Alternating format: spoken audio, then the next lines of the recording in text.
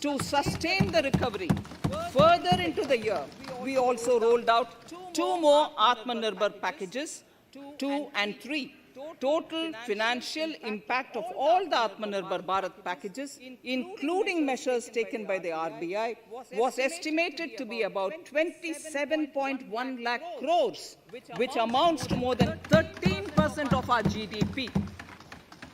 As a government, we kept a watch on the situation and were proactive in our responses.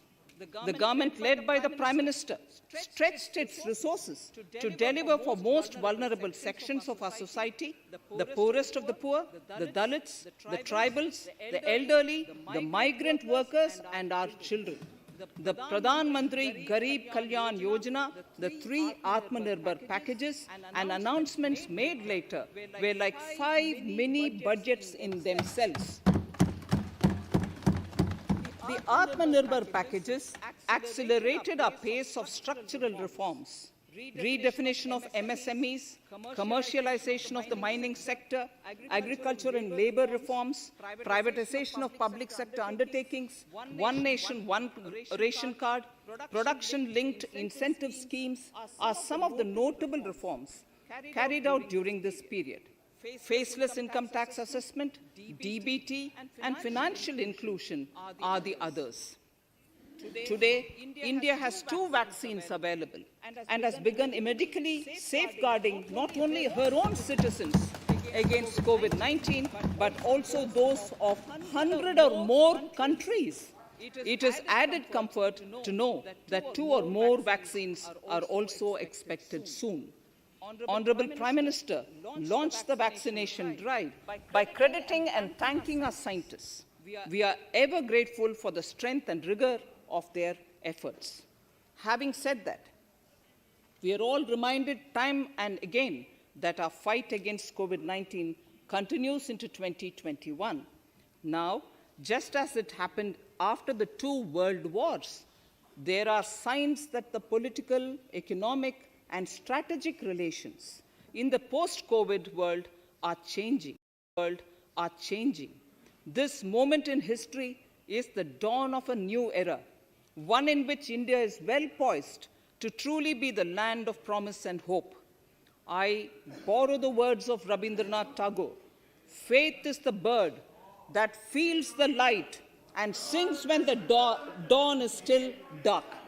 Faith is the bird that feels the light and sings when the dawn is still dark. In this spirit, I can't help but recall the joy that we as cricket-loving nation felt after the Team India's recent spectacular success in Australia. It has reminded us of all the qualities that we as a people, particularly our youth, epitomize of having abundant promise and the unsuppressed thirst to perform and to succeed. Today, data shows that India now has one of the lowest death rate of 112 per million population and one of the lowest active cases of about 130 per million. This has laid the foundation to the revival we are seeing now in the economy. This budget will be the first of this new decade. This budget will also be a digital budget, and that has happened with all your support.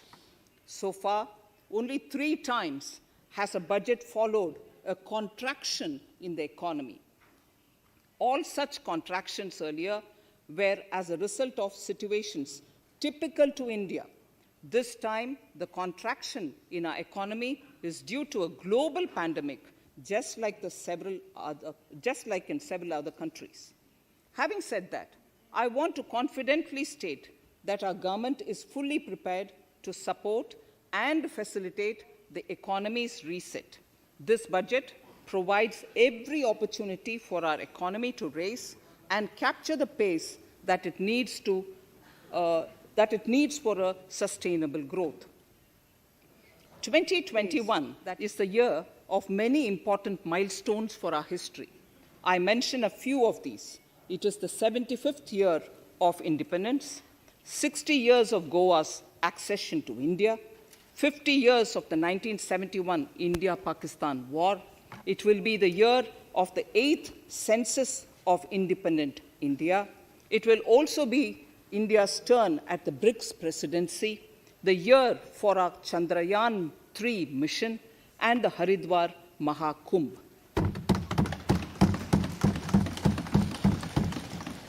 Honorable Speaker, before I commence Part A of the budget, I want to take a moment to acknowledge how isolating and distancing seemed like insurmountable challenges for a country like ours that has people coming together in times of crisis.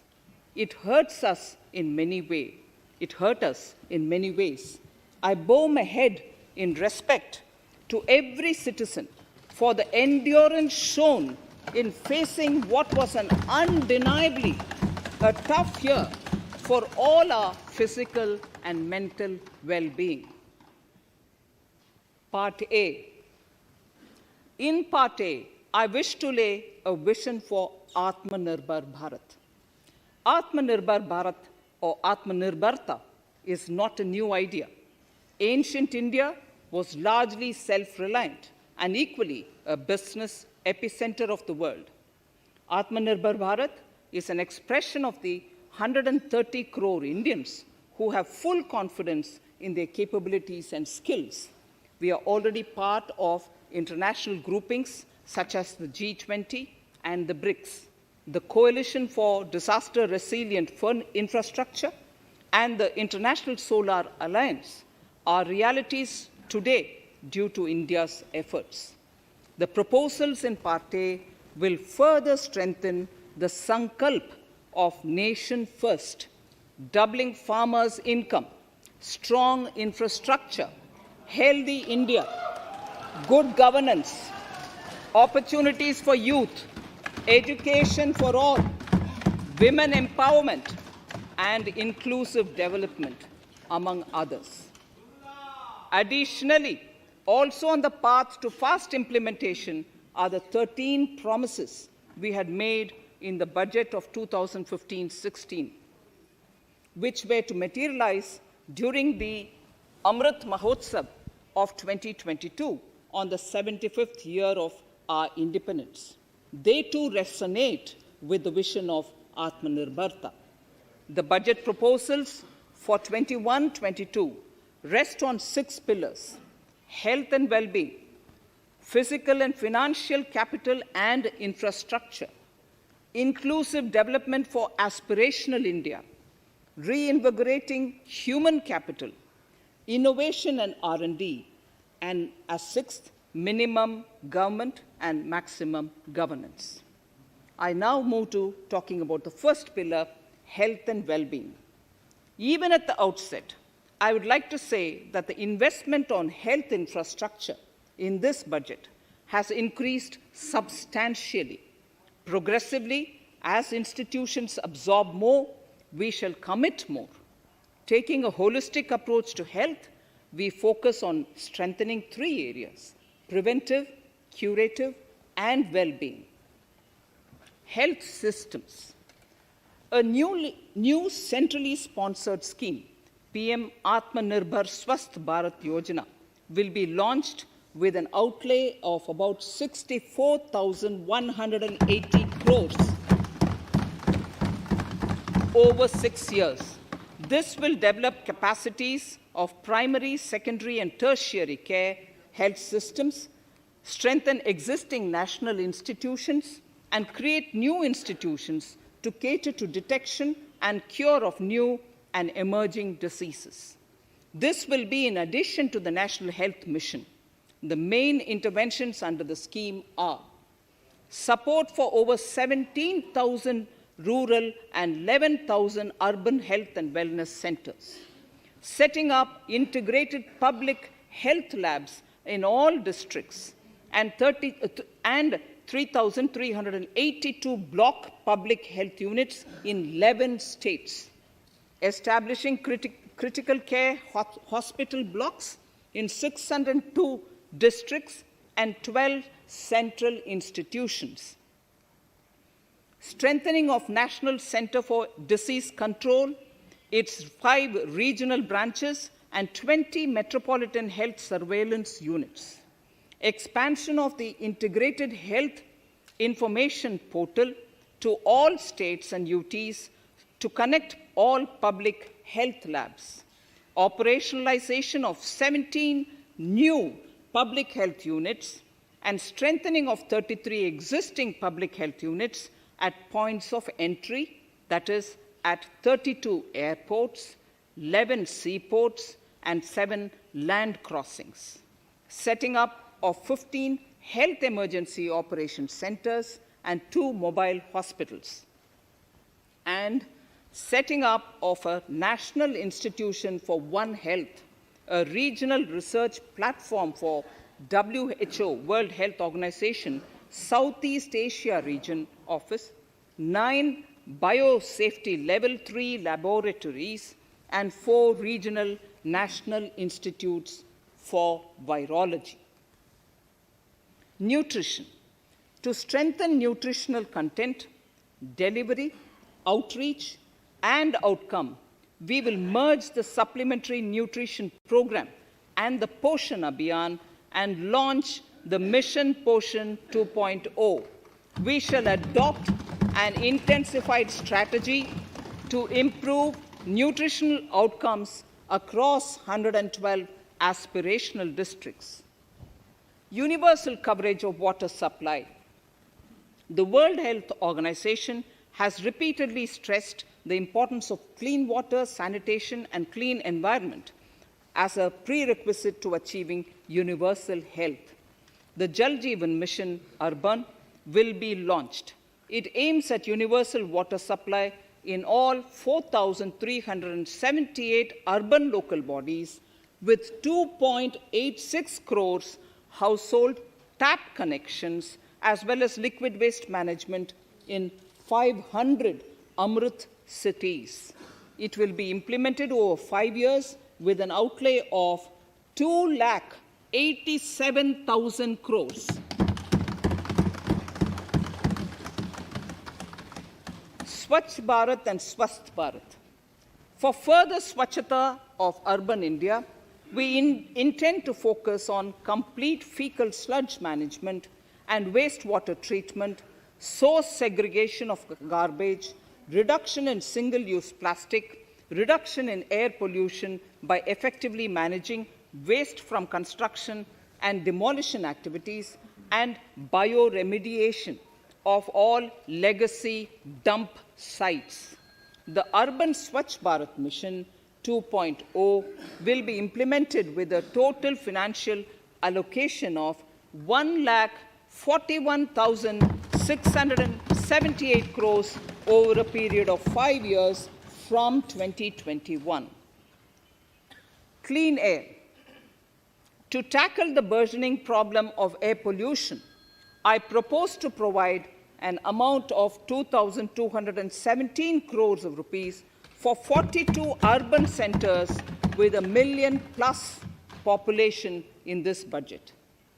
Scrapping policy. We are separately announcing, Honorable Speaker, a voluntary vehicle scrapping policy to phase out old and unfit vehicles. This will help in encouraging fuel-efficient, environment-friendly vehicles, thereby reducing vehicular pollution and oil import bills. Vehicles would undergo fitness tests in automated fitness centers after 20 years in case of personal vehicles and after 15 years in case of commercial vehicles. Details of the scheme will be separately shared by the ministry. Vaccines. The pneumococcal vaccine, a made-in-India product, is presently limited to only 5 states. It will be rolled out across the country. This will avert more than 50,000 child deaths annually.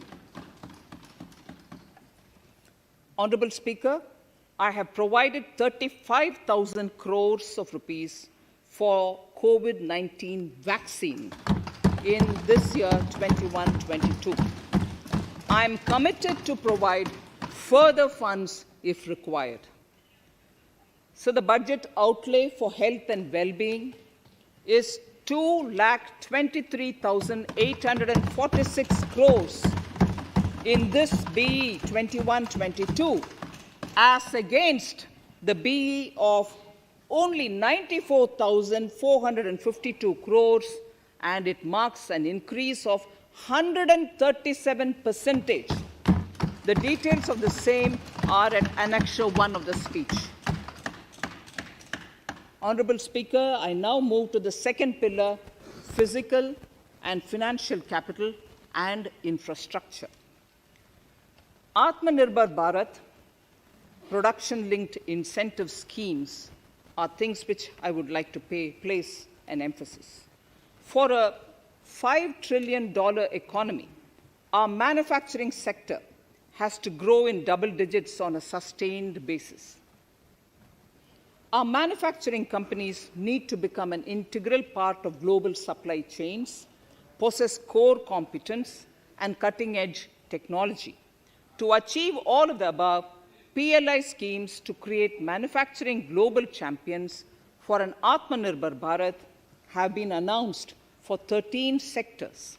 For this, the government has committed nearly 1.97 lakh crores over 5 years starting this financial year.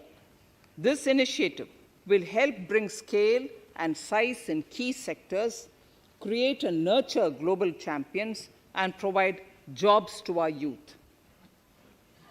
Textiles. To enable the textile industry to become globally competitive, attract large investments, and boost employment generation, a scheme of Mega Investment Textiles Park will be launched in addition to the PLI schemes. This will create world-class infrastructure with plug-and-play facilities to create global champions in exports. 7 textile parks will be established over 3 years. Infrastructure.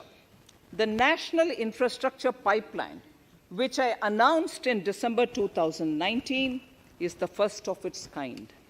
Whole of government exercise ever undertaken by Government of India. The NIP was launched with 6,835 projects. The project pipeline has now expanded to 7,400 projects.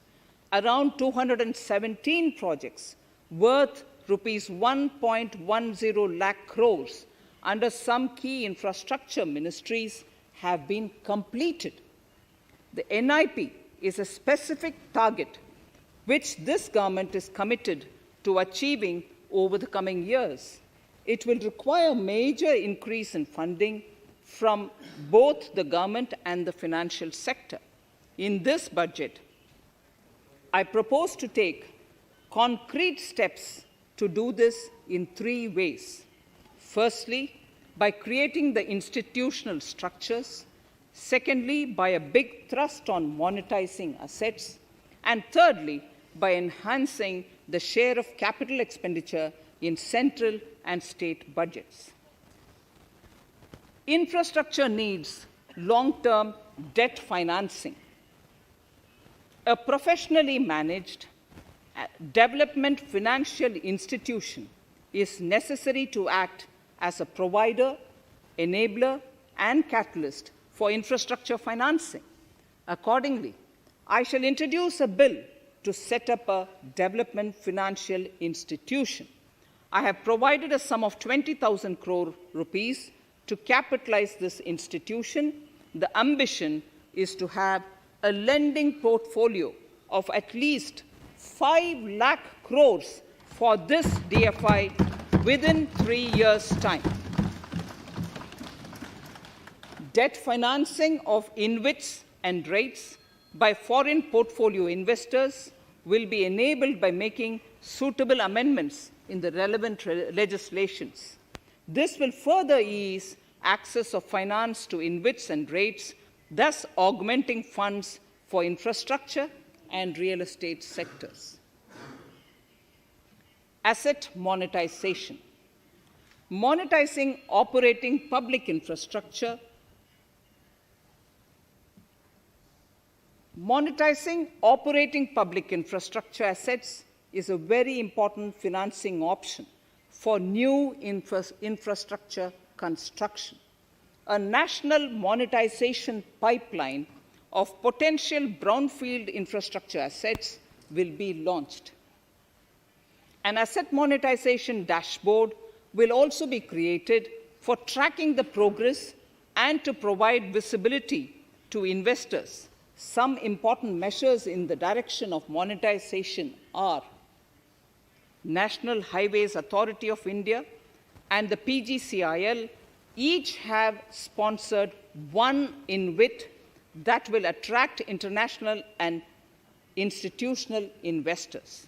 5 operational roads with an estimated enterprise value of 5,000 crores of rupees are being transferred to the NHAI InvIT. Similarly, transmission assets of value 7,000 crores will be transferred to the PGCIL InvIT. Railways will monetize dedicated freight corridor assets for operations and maintenance after commissioning. A next lot of airports will be monetized for operations and management concessions. Other core infrastructure assets that will be rolled out under the asset monetization programs are NHAI operational toll roads, 2 transmission assets of PGCL, 3 oil and gas pipelines of GAIL, Gas Authority of India Limited, IOCL and HPCL, Airports Authority of India airports in Tier 2 and 3 cities, other railway infrastructure assets, warehousing assets of CPSE, such as the Central Warehousing Corporation and NAFED, among others, and sports stadiums. Sharp increase in capital budget. In the BE 2020-21, we had provided for 4.12 lakh crores for capital expenditure. It was our effort that in spite of resource crunch, we should spend more on capital, and we are likely to end this year at around 4.39 lakh crores, which I have provided in the RE of 2020-2021. For 21-22, I propose a sharp increase in capital expenditure and thus have provided 5.54 lakh crores, which is 34.5% more than the BE of 2020-2021. Of this, I have kept a sum of more than 44,000 crores in the budget head of the Department of Economic Affairs to be provided for projects, programs, or departments that show good progress in capital expenditure and are in need of further funds. Over and above this expenditure, we would also be providing more than 2 lakh crores to states and autonomous bodies for their capital expenditure. We will also work out specific mechanisms to nudge states to spend more of their budget on creation of infrastructure.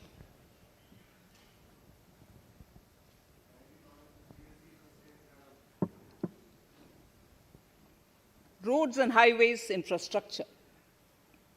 More than 13,000 kilometer length of roads at a cost of 3.3 lakh crores has already been awarded under the 5.35 lakh crores Bharatmala Pariyojana project, of which 3,800 kilometers have been constructed. By March 2022, we would be awarding another 8,500 kilometers and complete an additional 11,000 kilometers of national highway corridors. To further augment road infrastructure, more economic corridors are also being planned. Some are 3,500 kilometers of national highway works in the state of Tamil Nadu at an investment of 1.03 lakh crores. These include Madurai-Kollam corridor, Chittoor-Tachur corridor, and construction will start next year. Second, 1,100 kilometers of national highway works in the state of Kerala at an investment of 65,000 crores, including 600 kilometer section of Mumbai-Kanyakumari corridor in Kerala. Third, 675 kilometers of highway works in the state of West Bengal at a cost of 25,000 crores, including upgradation of existing road Kolkata-Siliguri.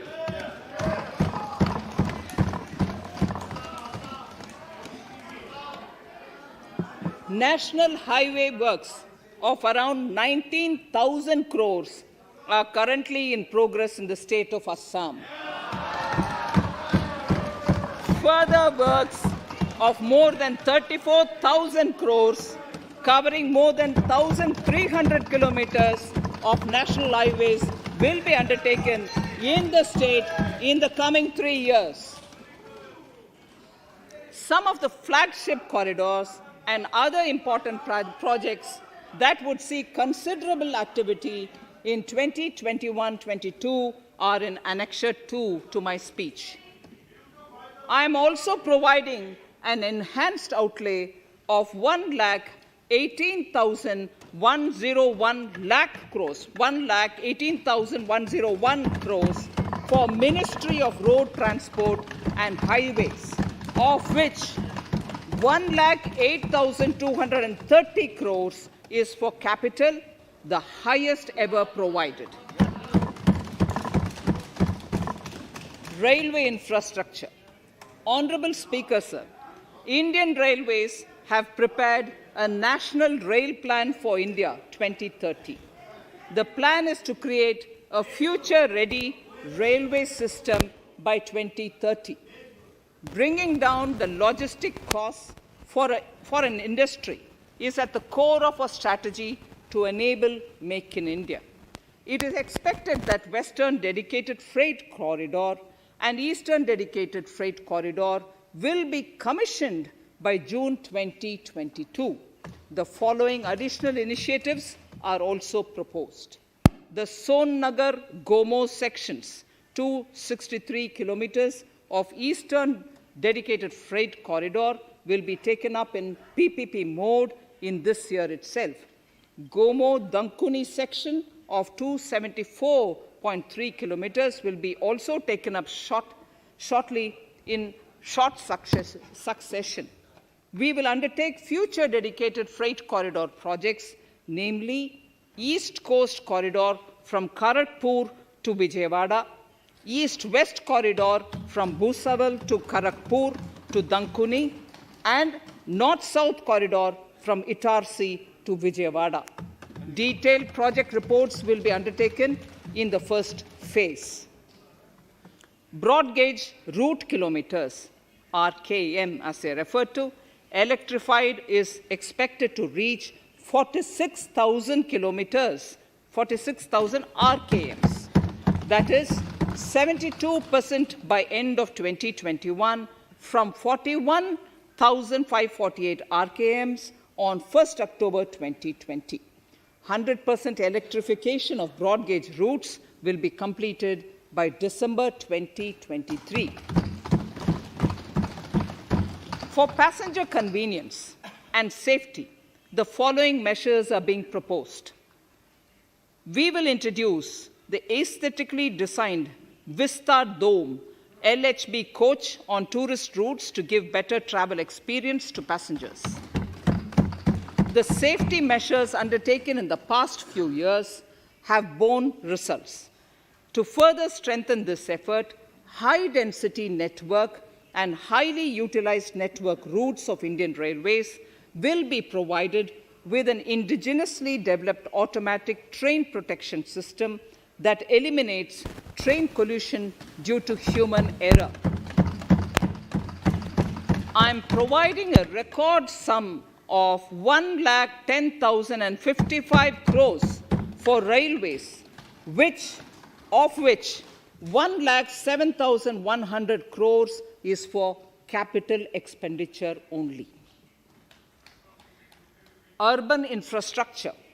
We will work towards raising the share of public transport in urban areas through expansion of metro rail networks and augmentation of city bus services.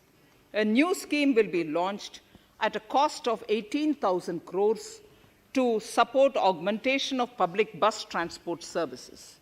The scheme will facilitate deployment of innovative PPP models to enable private sector players to finance, to acquire, to operate, and to maintain over 20,000 buses.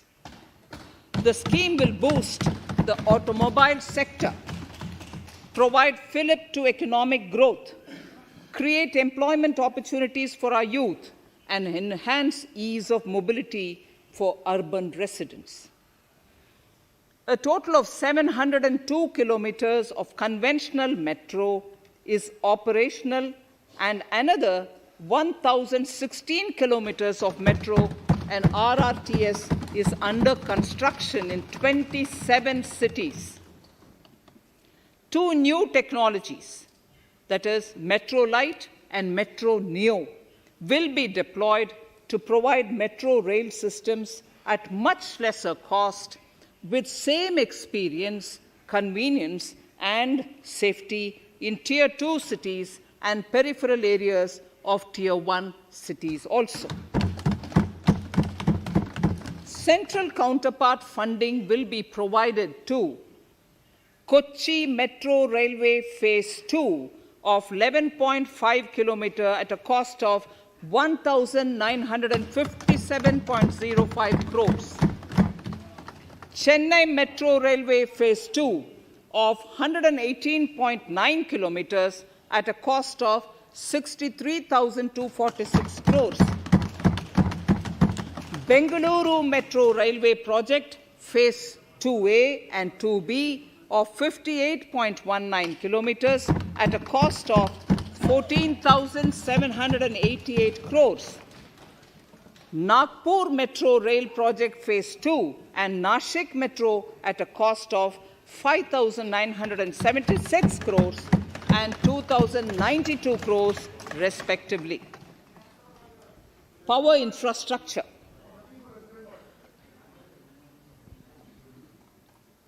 The past 6 years have seen a number of reforms and achievements in power sector.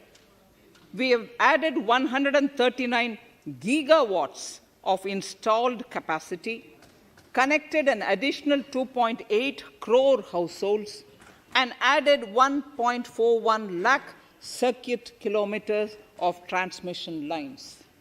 The distribution companies across the country are monopolies, either government or private. There is a need to provide choice to the consumers by promoting competition. A framework will be put in place to give consumers alternatives to choose from among more than one distribution companies. I read that sentence again. A framework will be put in place to give consumers alternatives to choose from among more than one distribution company. The viability of distribution companies is a serious concern. A revamped, reforms-based, result-linked power distribution sector scheme will be launched with an outlay of 3,05,984 crores over 5 years. The scheme will provide assistance to DISCOMs for infrastructure creation, including prepaid smart metering, feeder separation, upgradation of systems, etc., tied to financial improvements. Prime Minister, while speaking at the 3rd Reinvestment Conference in November 2020 had announced plans to launch a comprehensive national hydrogen energy mission. It is now proposed to launch a hydrogen energy mission in 2021-22 for generating hydrogen from green power sources. Ports, shipping, and waterways. Major ports will be moving from managing their operational services on their own to a model where a private partner will manage it for them. For the purpose, 7 projects worth more than 2,000 crores will be offered by the major ports on private-public partnership mode in FY 21-22. A scheme for promoting flagging of merchant ships in India will be launched by providing subsidy support to Indian shipping companies in global tenders floated by ministries and CPSCs. An amount of 1,624 crores will be provided over 5 years.